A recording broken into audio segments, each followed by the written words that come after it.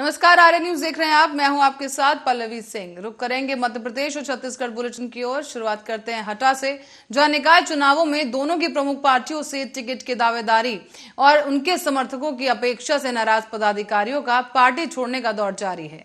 बता दें आपको कि सत्ताधारी भाजपा पार्टी पदाधिकारियों द्वारा लगातार अपने पदों से इस्तीफा दिया जा रहा है और ये इस्तीफा दमोह की राजनीति को गरमाने के लिए काफी है।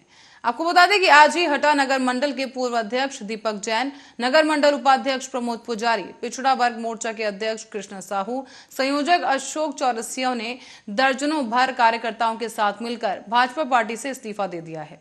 पार्टी पदाधिकारियों ने प्रेस कॉन्फ्रेंस कर अपने इस्तीफे का औपचारिक ऐलान भी कर दिया। तो वहीं इस बीच पूर्व मंडल अध्यक्ष दीपक जैन का कहना है कि दमोह जिला भाजपा में बैठे पदाधिकारी पार्टी के रीति नीति सिद्धांतों से भटक कर स्वार्थ पूर्ति में लगे हुए हैं।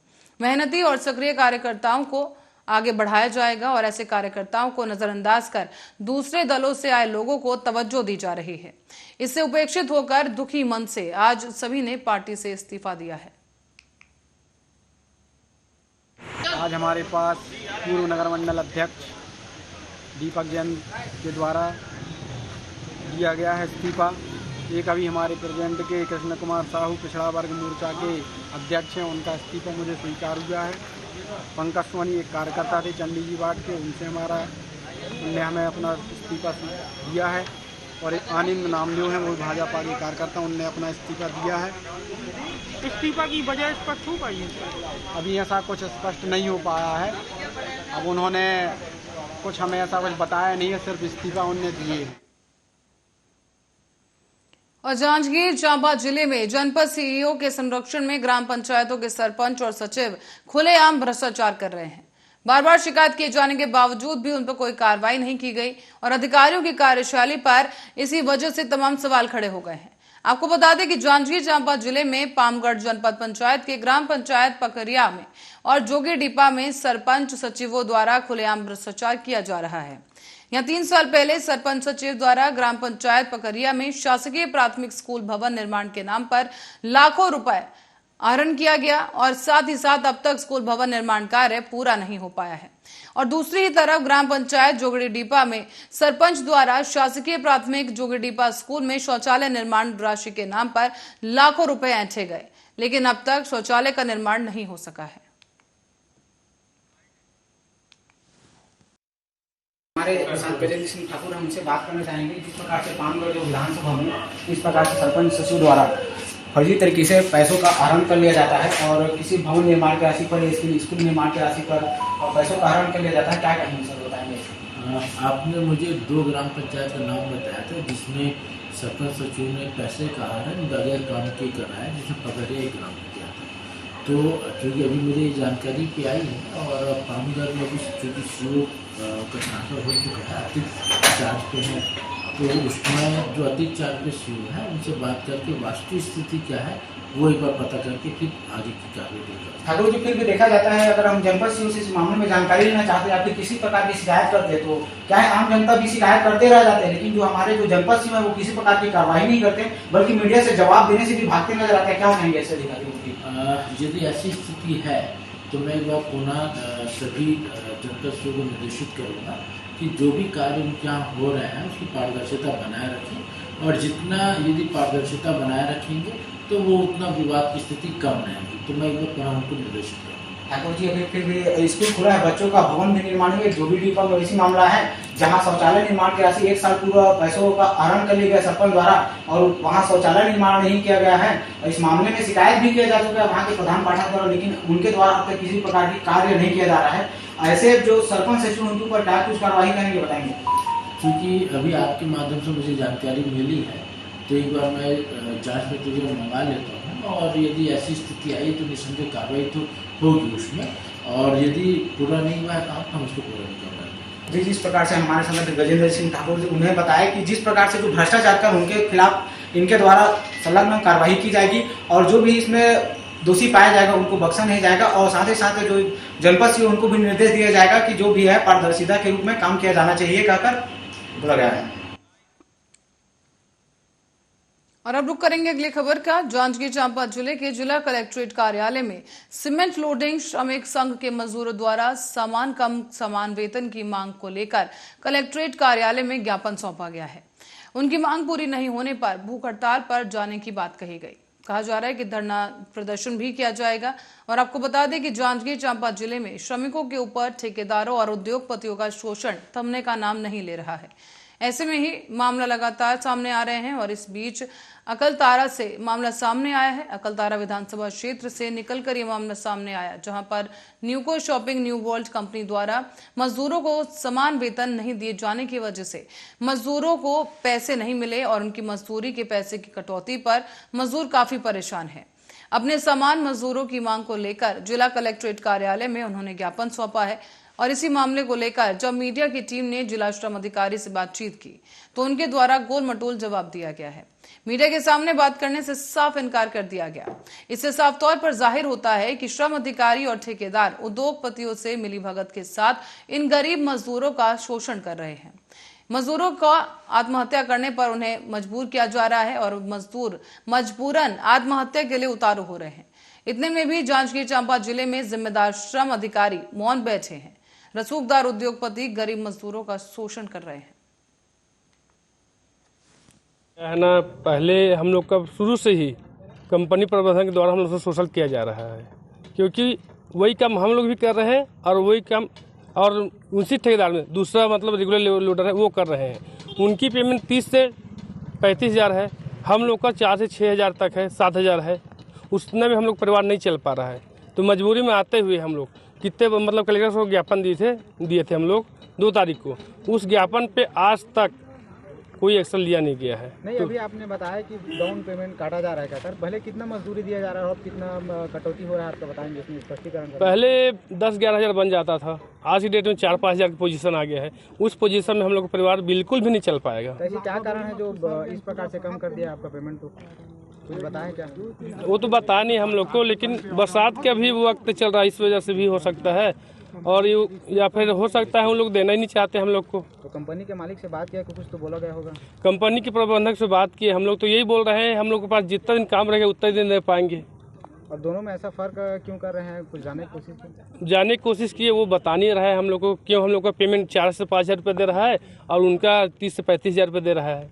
यहाँ मांगे करने आए हैं, आपकी मांगे पूरी नहीं होंगी तो आगे चलकर आपके सारे मजदूर क्या कुछ करेंगे? हम लोग अपने मांग किए हैं, अगर हमारे मांगों पर विचार नहीं किया जाता है तो हम लोग कंपनी की रोड पे सड़क पे आ करके चक्का जाम करेंगे। यहाँ तक की बात अगर फिर भी नहीं मानने के लिए उनको बोलेंगे, अगर नहीं मानेंगे तो हम लोग आत्मदाह भी करेंगे समय में, क्योंकि हमारा परिवार ऐसे भूखे मर रहे हैं, रोड पे आ गए हैं। तो हमारे पास दूसरा ऑप्शन कंपनी छोड़ा नहीं है, क्या है ना। और इस बीच मध्य प्रदेश में हो रहे त्रिस्तरीय पंचायत चुनाव के पहले चरण के लिए मतदान के लिए गुरुवार की दोपहर 3 बजे प्रचार थम गया है। इस चरण में मतदान 25 जून को होना है और आधिकारिक तौर पर दी गई जानकारी के मुताबिक त्रिस्तरीय पंचायत निर्वाचन में प्रथम चरण का मतदान 25 जून को सुबह 7 बजे से शुरू होकर के 3 बजे तक होगा। प्रथम चरण में जिन ग्राम पंचायतों क्षेत्रों में मतदान होना है वहां पर 23 जून को अपराह्न 3 बजे से सार्वजनिक सभा करने का प्रतिबंध लगा दिया जाएगा। बताया जा रहा है कि प्रदेश में पंचायत चुनाव के दूसरे और तीसरे चरण का मतदान 1 जुलाई और 8 जुलाई को करवाया जाएगा। तो वहीं राज्य निर्वाचन आयोग के सचिव ने जानकारी दी है कि मतदान समाप्त होने के समय से 48 घंटे पूर्व शराब की दुकानें भी बंद रखने के निर्देश हैं। आपको ये भी बता दें कि राज्य में 3 चरणों में पंचायत चुनाव होना है। पहले चरण का मतदान 25 जून को होगा और इस चरण में 115 जनपद पंचायत 8700 से अधिक ग्राम पंचायतों के लिए मतदान होना है। दूसरे चरण का जो मतदान होगा वो 1 जुलाई को होगा और तीसरे चरण का मतदान 6 जुलाई को होगा। तो साथ ही आपको ये भी बताते चलें कि मध्य प्रदेश में करीब 4 लाख प्रतिनिधियों का चुनाव 3 चरणों में कराया जाएगा। इसमें जिला पंचायत सदस्य, जिला के जनपद पंचायत सदस्य, 313 जनपदों के 22,921 सरपंच और 3,63,000 पंच चुने जाएंगे। प्रदेश की 91 ग्राम पंचायतें ऐसी हैं जिनका कार्यकाल नवंबर 2022 तक पूरा होगा।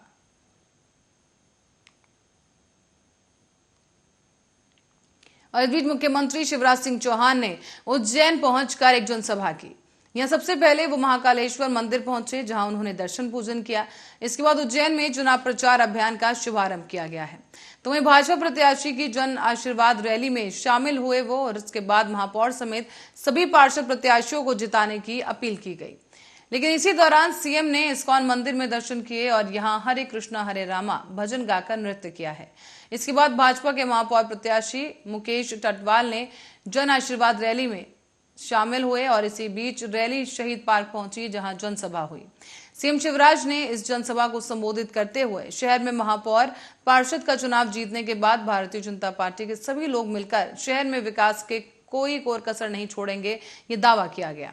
साथ ही साथ सीएम ने इस दौरान कमलनाथ पर तंज कस दिया और कहा कि जो अपनी सरकार नहीं बचा पाया वो महाराष्ट्र की सरकार क्या बचाएगा। मंच पर कांग्रेस महापौर उम्मीदवार को भी निशाने पर लेते हुए सीएम ने कहा है कि कांग्रेस के कार्यकर्ता की तो उज्जैन में इज्जत ही नहीं है। एक कांग्रेस का उम्मीदवार उज्जैन में नहीं मिला जिसको उज्जैन में टिकट दे देते। तराना से विधायक उठा लिए जिसने तराना का बंटाधार कर दिया है, वो उज्जैन का क्या हाल करेंगे। केवल सोशल मीडिया चलाएंगे, ट्विटर खेलेंगे। ये भी कहा गया कि कांग्रेस अंतिम सांसें गिन रही है। तो साथ ही साथ महाराष्ट्र में शिवसेना में फूट पड़ी है और सरकार बचाने के लिए चल रही उठापटक के बीच मध्य प्रदेश के पूर्व मुख्यमंत्री और कांग्रेस नेता कमलनाथ ने मुंबई का दौरा किया। इस मामले पर मौजूदा सीएम शिवराज सिंह चौहान ने चुटकी ली है। उन्होंने कहा कि जो लोग मध्य प्रदेश में अपनी सरकार खुद नहीं बचा पाए वो महाराष्ट्र जाकर सरकार बचाने गए हैं। दरअसल मध्य प्रदेश के मुख्यमंत्री शिवराज सिंह चौहान उज्जैन में एक रैली को संबोधित कर रहे थे। उन्होंने इसी रैली में कांग्रेस के बारे में कहा कि कांग्रेस पार्टी अपनी अंतिम सांसें गिन रही है। कमलनाथ पर भी इस दौरान वो तंज कसते नजर आए और कहा गया कि कांग्रेस पार्टी ने एक ऐसे व्यक्ति को महाराष्ट्र भेज दिया है जो मध्य प्रदेश में खुद अपनी सरकार नहीं बचा पाए। ऐसे में वो क्या ही महाराष्ट्र की सरकार बचा पाएंगे। मध्य प्रदेश के सीएम शिवराज ने कहा है कि कमलनाथ अब महाराष्ट्र निकल गए हैं जो मध्य प्रदेश में अपनी खुद की सरकार नहीं बचा पाए। आगे आपको ये भी बता दें कि उन्होंने कहा कि ये अजब गजब कांग्रेस है और ये कांग्रेस क्या कभी किसी का भला कर सकती है। ये भला नहीं करेगी बल्कि अंतिम सांसें गिन रही है। दरअसल बुधवार की देर शाम को शिवराज सिंह चौहान ने अपने जनसभा में कहा कि हमने जितने भी काम उज्जैन में किए हैं क्या कभी कांग्रेस कर पाती, बल्कि उन्होंने कभी सोचा ही नहीं होगा। उज्जैन में तो अभी और विकास होना है, उज्जैन एजुकेशन हब बनेगा। आगे ये भी कहा गया कि क्लीन सिटी उज्जैन होगा और साथ ही साथ ग्रीन सिटी उज्जैन और उज्जैन स्मार्ट सिटी बनकर जरूर उभरेगा।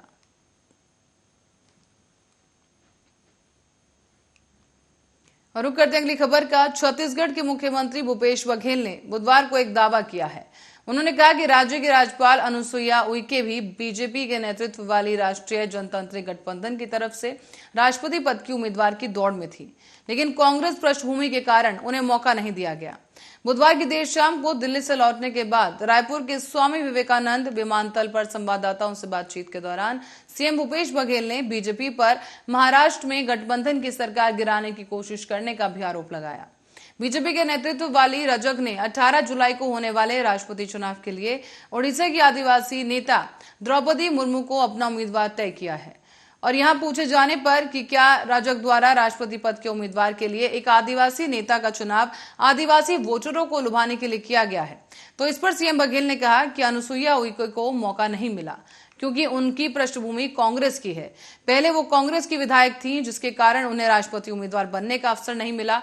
और फिर महाराष्ट्र में राजनीतिक घटनाक्रम को लेकर मुख्यमंत्री बघेल ने कहा कि जिस तरह से पुलिसकर्मी उन्हें धक्का दे रहे थे, शिवसेना के विधायकों को सूरत से असम ले जाने का जिक्र करते हुए कहा गया कि ये दिखाई दे रहा था कि ये खरीद फिरौक्त, छल बल और डर सबका इस्तेमाल करते हैं। जब नारायण राणे, हेमंत बिस्वा शर्मा और मुकुल राय विपक्ष में थे तब उनके खिलाफ परिवर्तन निदेशालय या आयकर द्वारा कई मामले बनाए गए, लेकिन जब उन्होंने पार्टी बदली तो सब कुछ ठीक हो गया है। सब समझते हैं कि जब वो वहां यानी कि बीजेपी खेमे में जाते हैं तो सब कुछ साफ हो जाता है। और इसी के साथ ही बुलेटिन में आगे बढ़ेंगे और करेंगे छत्तीसगढ़ की अगली खबर की ओर। यहां बालोद पुलिस ने नाबालिग लड़की के अपहरण और रेप के मामले में लेह लद्दाख से एक आरोपी को गिरफ्तार किया है। साथ ही आपको बता दें कि पुलिस ने नाबालिग लड़की को उसके कब्जे से भी बरामद कर लिया है और उसे बालोद लेकर पहुंची है। बालोद पुलिस से मिली जानकारी के अनुसार आपको बता दें कि आरोपी बालोद के डोडी लोहारा का रहने वाला है, जहां पर एक गांव में यह रहा करता था, जहां की लड़की का अपहरण कर लिया गया। इसके बाद से ही उस नाबालिग लड़की का मोबाइल आरोपी ने स्विच ऑफ कर दिया ताकि लड़की का लोकेशन ट्रेस ना हो पाए। इसके बाद आरोपी नाबालिग लड़की को लेकर लेह लद्दाख चला गया। वहां पर लड़की के साथ वो 8 महीने तक दुष्कर्म करता रहा और पुलिस से मिली जानकारी के अनुसार 1 अक्टूबर 2021 को नाबालिग लड़की के परिजनों ने अपनी लड़की के लापता होने की शिकायत डोडी-लोहारा थाने में दर्ज कराई थी। परिजनों की शिकायत के बाद पुलिस ने अज्ञात आरोपी के खिलाफ अपहरण का मामला दर्ज किया। इसके बाद बरौद पुलिस ने लापता नाबालिग की तलाश शुरू की। पुलिस को जांच के दौरान बल्लू टोला गांव में रहने वाले तिलकराम मानिकपुरा पर संदेह हुआ। इसके बाद साइबर सेल की मदद से तिलकराम का लोकेशन ट्रेस किया गया और पुलिस को तिलकराम का लोकेशन लेह लद्दाख में होने की जानकारी मिली। इसके बाद से डोडी-लोहारा थाना क्षेत्र की एक टीम लेह लद्दाख के लिए रवाना हुई और तिलकराम के मोबाइल लोकेशन के आधार पर दबिश दी गई। दबिश के दौरान ही इस नाबालिग लड़की को पुलिस ने बरामद कर लिया। साथ ही साथ आरोपी तिलकराम को भी कस्टडी में लेकर पुलिस बालौद पहुंची है।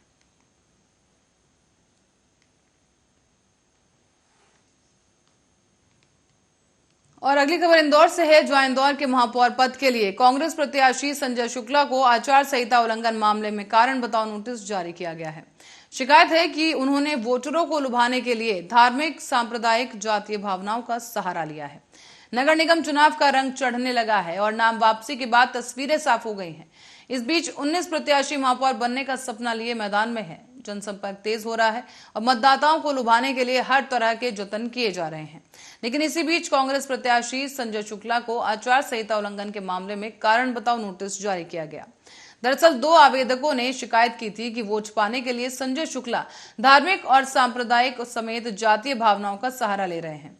ये कृत्य आदर्श आचार संहिता का उल्लंघन है और इसी पर शुक्ला को कारण बताओ नोटिस जारी किया गया। साथ ही आपको ये भी बता दें कि 24 घंटे में इसका जवाब उन्हें देना होगा। संतोषप्रद जवाब न मिलने तक उस स्थिति में आचरण संहिता के उल्लंघन के आधार पर सुसंगत धाराओं में वैधानिक कार्रवाई की जाएगी। इस मामले में प्रत्याशी संजय शुक्ला ने जवाब दिया कि चुनाव प्रचार के दौरान मैंने ना तो श्री कृष्ण की मूर्ति अपने हाथों या सर पर धारण कर कभी चुनाव प्रचार नहीं किया और ना ही हिंदू धर्म के अनुयायियों से मूर्ति हाथों या सर पर धारण कर मतदान करने की अपील की। चुनाव प्रचार के दौरान एक बच्ची ने उन्हें तिलक लगाने के लिए थाली में लड्डू गोपाल की मूर्ति रखी थी। उन्होंने कहा कि मैंने उसी मूर्ति को उठाकर सर से लगाया था। ये हिंदूवादी व्यक्ति के धार्मिक संस्कारों में आता है। मेरी लोकप्रियता के कारण विपक्षी दल के लोग झूठी शिकायत कर मुझे फंसाना चाहते हैं। आपको बता दें कि महापौर पद के लिए राजनीतिक दलों में भाजपा, कांग्रेस, आम आदमी पार्टी, बसपा, राष्ट्रवादी कांग्रेस पार्टी, सोशलिस्ट पार्टी के नेता चुनावी मैदान में हैं। ऐसी खबर के साथ ही बुलेटिन में फिलहाल के लिए इतना ही। देश और दुनिया की तमाम खबरों के लिए बने रहे हमारे साथ, देखते रहे आर्या न्यूज।